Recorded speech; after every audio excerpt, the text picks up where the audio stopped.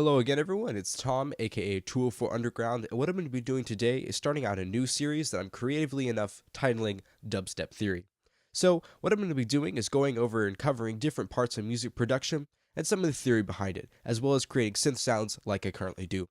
So let me know if this is something you'd like for me to continue, or if you have any ideas for future videos. So today what I'm going to be talking about is how sometimes simple synth sounds, or just sounds in general, can really make a drop sound great, and how it can also provide a sense of contrast in your drop. Then, after I'm done with that, I'll show you how I made the synths and just how simple it is.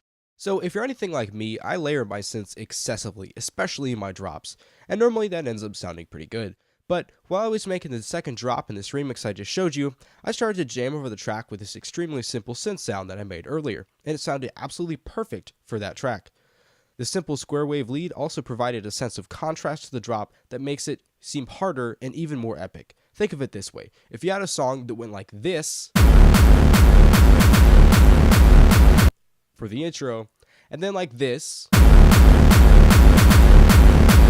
for the verse, and then like this for the drop, then there would be really no sense of contrast, and you have the same basic kick the whole way through, and it would lose its impact whenever it hit the drop, or whenever different parts of the drop hit.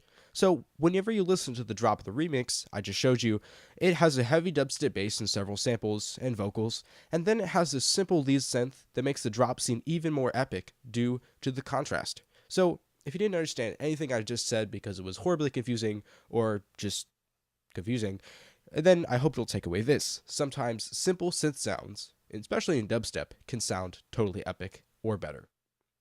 So let's go ahead and look at just how simple this lead sound is. So if we go ahead and open it up, it's pretty easy. So first, we just have one Thor with a portamento at 20 right here to provide a glide effect.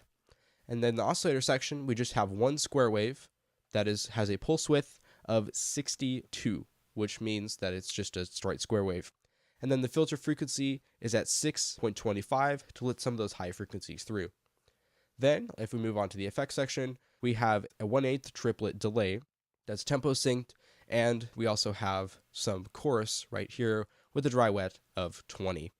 So that's all that we have in the synth section. Now let's move on to this EQ. It's pretty simple. We just have it high passing the entire frequency spectrum right here to remove all the bass frequencies, and then increasing the highs, the high shelf right here, by 1.7. And then finally, I just added some plate reverb with the RV7000, with the decay at 89, and the filter frequency at 8, and the high EQ at full, and the dry wet at 44. So, as you can probably tell by now, I really like reverb and delay because they help add a sense of contrast and space to your tracks. So now let's go ahead and look a little bit at those notes. So all I did here was I just jammed in the scale of the key of the remix when writing this lead part.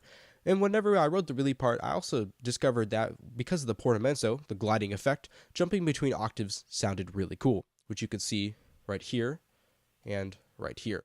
We can also see that those also provide a point of contrast with those note choice. And also I added these little parts that help transition, for example right here, and right here, or little fills or whatever you want to call them, just to help spice up the lead line.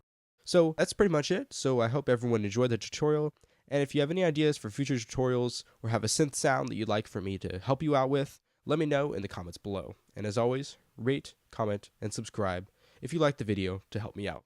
Thanks guys, and 204 Underground out.